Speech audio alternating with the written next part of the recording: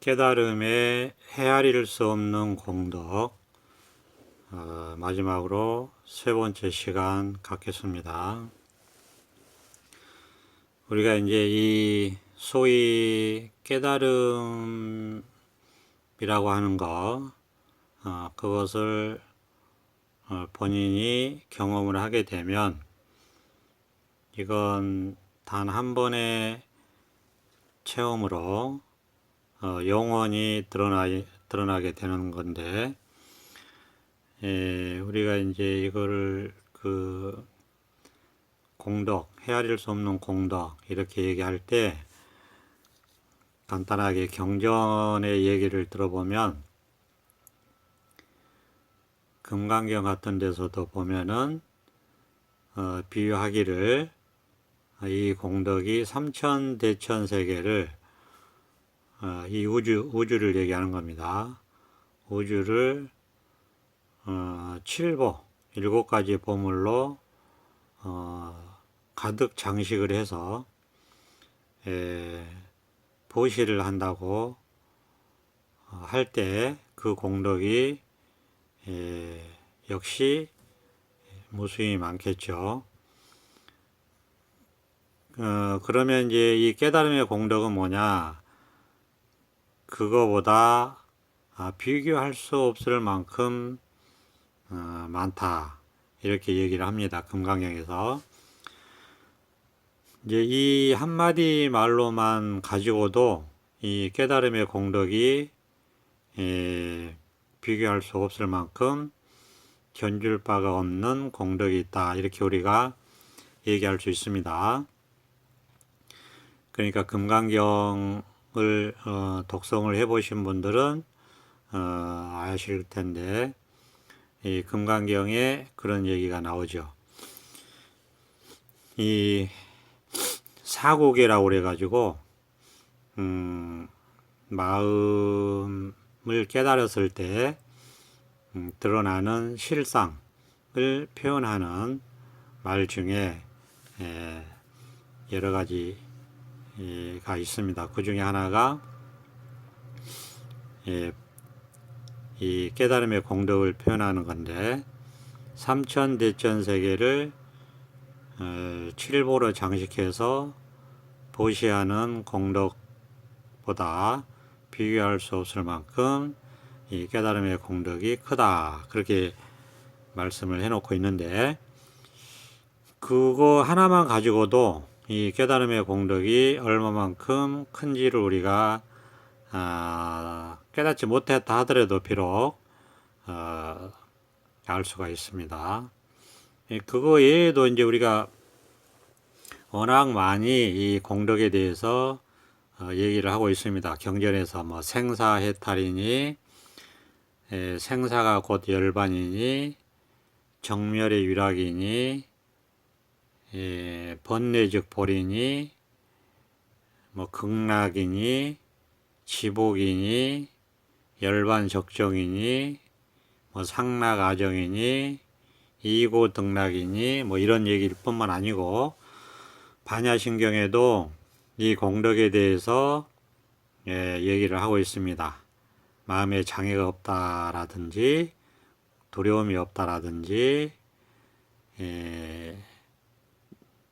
능제일체 원능이 일체의 괴로움을 제거한다라든지 도일체고액 일체의 괴로움에서 벗어났다라든지 아무튼 헤아릴 수 없는 이루 말할 수 없는 공덕이 있다. 이렇게 이제 경전에서 얘기를 하고 있는데 여기서 제가 말씀드리고 싶은 것은 그렇게 상상할 수 없는 공덕 그것은 일단 제껴놓고라도 지금 당장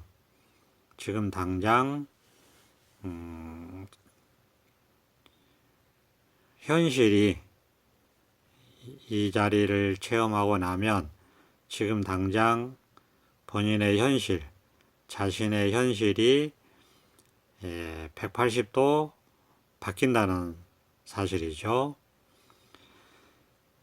그러니까 그 전까지는 우리가 중생의 삶이라고 하는 것이 삶이 일단 굉장히 무겁습니다. 뭔지 모르지만 굉장히 삶이 무겁고 괴로워요. 가끔씩은 왜 태어났나, 태어나지 말걸 하는 생각이 들 정도로 삶이 괴롭고 무겁고 그렇습니다. 물론 뭐 그렇지 않은 사람도 있겠죠. 그런데 비록 그렇다 하더라도 우리가 끊임없이 중생 세계에서 뭔가를 추구하고 산다는 것 자체가 쉬지를 못하고 힘듭니다. 그런데 이 진여문을 통해서 우리가 이 중도 자리에 들어와서 살다 보면 굉장히 삶이 일단은 가볍습니다. 부담이 없고 가볍습니다. 그러니까 살아도 깃털처럼 산다 이렇게 말할 수 있어요. 아주 가볍게 산다. 그러니까 마치 뭐 우리가 비유하자면 그냥 상상의 그 세계가 있었잖아요. 중생 때 그 신선의 세계, 이 상상 신선들이 사는 세계, 상상의 세계인데 그게 마치 그럴듯하게 약간은 현실이 그렇게 자기 현실이 그렇게 가볍다고 할까? 그렇게 사는데 삶이 사는 것 같지가 않아요. 이런 데서 오해를 하시면 안 되는데 사는 것 같지가 않다는 게 그만큼 이 삶이 가볍다는 얘기입니다. 삶이 흔적이 없다는 얘기예요. 그러니까 분명히 이렇게 잘 사는데 사는 것 같지 않다는 얘기가 뭐겠습니까? 그만큼 그 삶에 걸리는 게 없다는 얘기죠. 그러니까 깃털처럼 가볍다, 신선처럼 가볍다 이렇게 우리가 얘기를 할 수가 있어요. 그러니까 이제 좋죠. 그 다음에 또 이제 쉬워집니다. 이 자리에 들어오면 아주 정말 우리가 왜 몇 날 며칠 신경 쓰는 일이 있어서 고민하고 고생하고 힘들게 이렇게 몇 날 며칠을 보내다가 마치 그 휴일을 맞아서 아주 그 몇 날 며칠 동안의 그 피곤함이 자기도 모르게 아주 깊은 잠에 빠져서 숙면을 푹 취하고 났을 때 너무너무 개운한 그리고 정말 중생 세계에서도 그런 표현들이 있죠. 날아갈 것 같은 그 시원함, 가벼움, 뭐 그런 걸 느꼈을 때가 있었을 겁니다. 그런 것처럼 그 아주 그 깊이가 없는 쉼이 있어요. 편안함, 쉼, 깊이가 없는 쉼이 있습니다. 그러니까 이제 그것들도 이제 다들 우리가 실제로 우리가 뭐 경험할 수 있는 공덕이죠. 경전에 나오는 그런 거창한 공덕이 아니다 하더라도 실제로 경험할 수 있는 순간순간 일상생활 속에서 경험할 수 있는 공덕이다라고 할 수 있어요. 우리가 뭐 그 삼천 대천 세계를 칠보로 장식해서 공양하는 것보다 더 이 공덕이 크다라는 얘기를 들었을 때 소위 깨닫기 전에는 실감이 안 났는데 깨닫고 나면 실감이 납니다. 그런 게 실감이 나는데 그 실감이라 하더라도 실제로 우리가 그런 말을 할 수 있겠다라는 실감은 있지만은 실제로 그렇게 참전되친 세계를 장식해가지고 보시를 하거나 공양을 할 수는 없잖아요. 그렇게 해본 경험도 없고. 그러니까 경험적으로는 그런 것보다 이런 실감이 더 크다. 이런 얘기를 말씀을 드리는 겁니다. 우리가 실제 삶에서 경험하는 거는 이런 경험들을 실제 삶에서 경험한다. 그런 얘기죠. 그러니까 그 쉽게 한마디로 얘기해서 우리가 이런 얘기들을 많이 들었을 겁니다. 그냥 세상에 별의별 일들이 다 있습니다. 별의별 일들을 다 경험을 하죠. 계획했던 일, 계획이 없던 일, 이런 일들을 그 다음에 원했던 일, 원하지 않던 일, 하여튼 간에 별의별 사람들을 다 만나고 경험하고 별의별 일들을 다 경험을 합니다. 그런데 중생 때 살았을 때는 만약에 그랬으면은 갈수록 힘들었을 겁니다. 그러니까 이 공부를 하려고 마음을 돌이켰겠죠. 그러니까 이 공부를 됐고, 하게 되고, 이런 이제 결과물을, 확보하고, 이제 누리고 산다, 이렇게 할 수 있는데, 그런 일들이 비록 있다 하더라도, 없는 것 같다. 그렇게 말씀드릴 수 있어요. 없는 것 같아요. 그런 일들을 겪을 때는 물론 힘들죠. 육체를 사용해서 일을 해야 되니까 몸이 피곤하고 거기서 오는 스트레스도 있고 번뇌도 있고 힘듦도 있습니다. 그런데 이름이 번뇌고 이름이 힘들고 이름이 스트레스다. 이렇게 말할 수 있다 이거죠. 금강경에 얘기하는 것처럼 이름이 중생이지 중생이 따로 있는 것이 아니다. 그런 얘기들이 있지 않습니까? 그런 것처럼 이 번뇌가 있을 수 있고 힘듦이 있을 수 있고 스트레스가 있을 수 있는데 이름이 그렇다라고 말할 수 있다. 그런 측면이 있다. 그러니까 그냥 순간이지 그때뿐이지 지나가면 없다. 끝이다. 이렇게 말할 수 있어요. 그러니까 예전에 저의 그 마음 상태를 보면 예전에는 거의 뭐 마음의 그 병으로 치자면 뭐 정말 뭐 90% 100% 병이 들어있다고 쳤을 때 지금은 거의 뭐 그런 번뇌나 스트레스가 없다.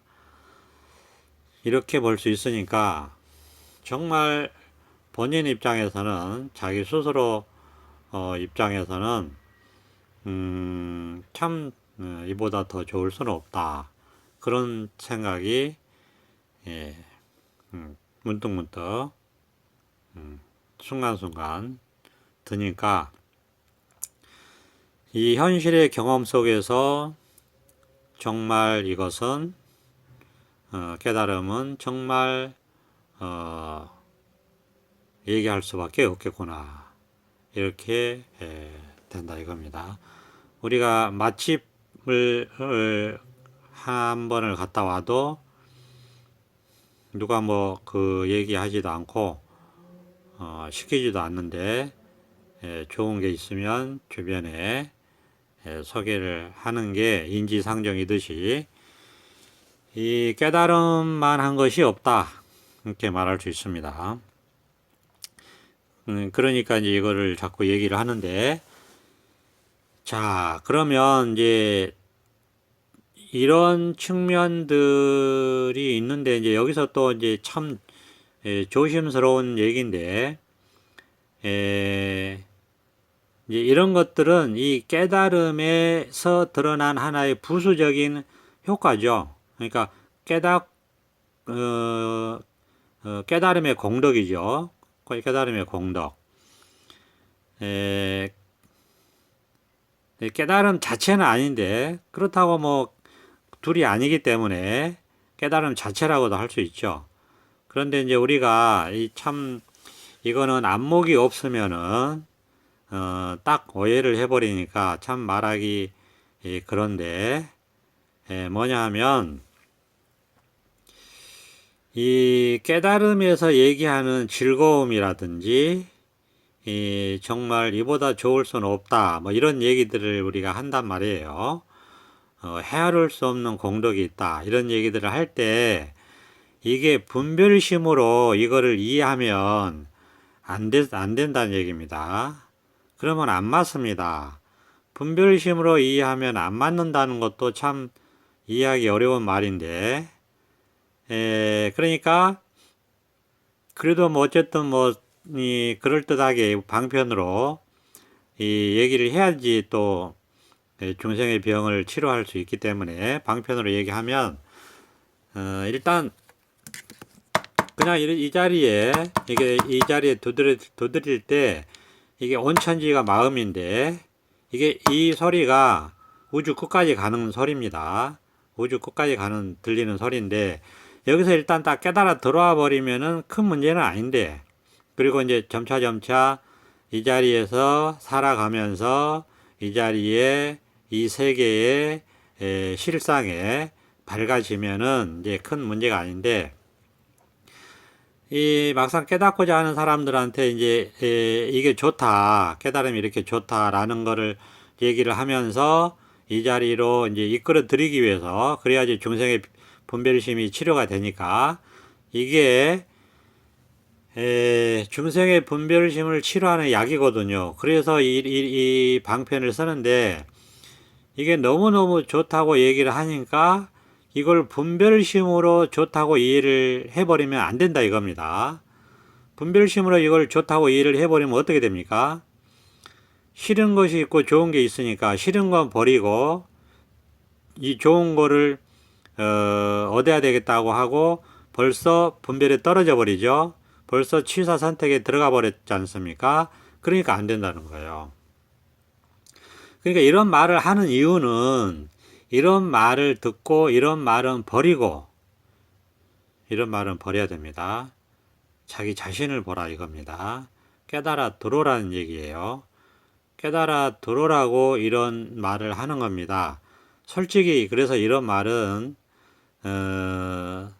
좀 거칠게 표현하면 미끼입니다. 미끼.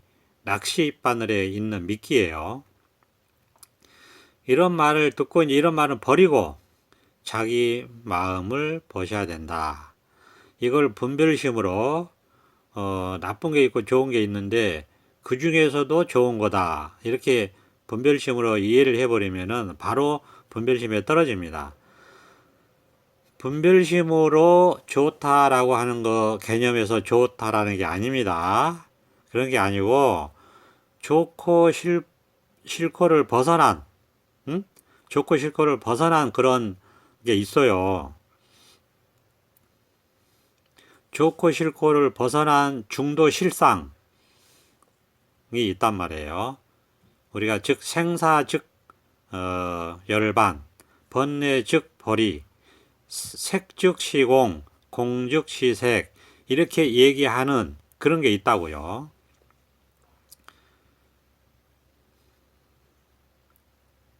그러니까 이거는 그런데 이렇게 얘기하면 못 알아듣잖아요. 그죠? 이쪽에 미끼로서 좀 역할이 부족하죠. 그러니까 지극히 즐겁다 해서 극락 이런 말을 쓰는 겁니다. 상락아정, 이고등락, 일체의 괴로움에서 벗어난다. 번뇌가 없다. 삼천대천 세계를 칠보로 장식해서 공양하는 것보다 더 비교할 수 없을 만큼 더 크나큰 공덕이다. 이런 얘기를 한다 이거예요. 이보다 좋을 수는 없다. 이런 얘기를 해요. 근데 이게 싫고 좋고를 분별하고 나서 지극히 좋다. 이런 얘기가 아닙니다.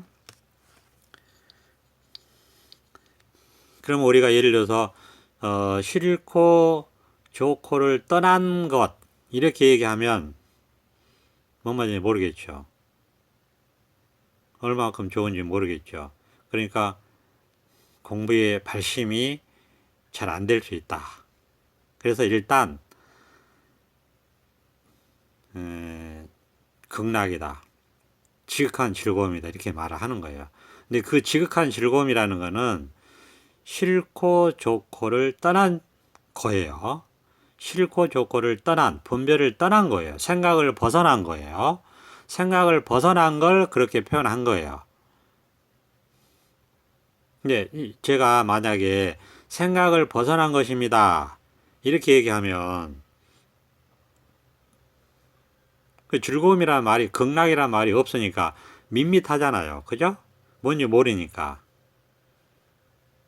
그러니까 이런 얘기를 극락이라고 얘기를 한다 이겁니다. 생각을 벗어난 것을 극락이라고 얘기를 한다. 생각을 벗어난 것입니다. 이렇게만 얘기하면 뭔지 모르니까 그걸 극락이라 얘기한다 이거예요. 그러니까 이제 이런 얘기, 그 깨달음의 끝없는 공덕을 이렇게 이제 얘기를 또 해줘야지, 또 여기에 우리가 이제 발심을 해서 이쪽으로, 진여문 쪽으로 우리가 눈길을 돌릴 수 있다. 그래서 이런 깨달음의 헤아릴 수 없는 공덕에 대해서 얘기를 하는 것이고, 이런 얘기도 이제 한번 해줘야죠. 하고 나서 그 다음 이제 실제적으로는 다음부터는 이제 깨닫는 거, 어떻게 깨달아 들어오는가. 방법은 따로 없어요. 그냥 법문을 들을 때마다 그 법문을 따라가지 말고 그냥 자기 자신을 보는 겁니다. 자기 마음을 보는 거예요. 그러니까 분별할 수 없는 얘기를 하는 게 제대로 된 법문입니다. 이해할 수 있는 말을 하면 그건 법문이 아니에요. 그건 세속의 이야기지. 그건 생멸문으로 계속 통행을 시키는 거기 때문에 아주 나쁜 거예요. 이해할 수 있는 얘기를 한다. 그거는 생멸문으로 계속 통하는 얘기를 하기 때문에 계속 중생한테 너는 깨닫지 말고 계속 생멸문으로 통행을 해라. 그렇게 얘기하는 거하고 같아요. 알고 얘기하면은 그건 무식한 거고, 그죠? 알고 얘기하면은 뭐 다른 의미가 있겠죠. 그런데 모르고 그렇게 얘기하면은 그거는 정말 그렇게 하면 안 됩니다. 그러니까 모르면 또 그렇게 얘기할 수밖에 없겠지. 그러니까 이제 방편으로 이런저런 얘기를 무수히 하지만은 이게 생멸문으로 통하라고 하는 얘기를 하면은 그 이해시키는 거기 때문에 그거는 깨달을 수 없어요. 그런 얘기를 하는 게 아니에요. 그런 얘기는 만약에 그런 얘기를 했다 하면은 다른 방편으로 썼다면 모르지만 이 깨닫는 데는 그런 게 독입니다. 그러니까 모르는 얘기 하는 거예요. 진여문을 통하게 생멸문은 꽉 막고 분별할 수 없게, 생멸문은 꽉 막고 분별할 수 없게 진여문으로 통하게끔 하는 겁니다. 알 수 없는 얘기를 한다. 그러나 아무렇게나 말하는 건 아니에요. 알 수 없는 말을 한다고 그래가지고 아무렇게나 말하는 게 결코 아닙니다. 그냥 이 자리에 들어온 사람 입장에서는 무슨 말을 해도 이 얘기를 하는 겁니다. 여기 들어오라고 이 얘기를 하는 겁니다. 자, 그냥 이것이에요. 그러니까 그냥 이것뿐이에요. 이것입니다. 막상 스스로 한번 깨달아 보십시오. 막상 딱 깨닫고 보면 그냥 이것뿐이네. 이 얘기가 저절로 나오고 스스로 나오고 저절로 나옵니다. 그냥 이것뿐입니다. 오늘은 여기까지 하겠습니다. 감사합니다. 도선합자.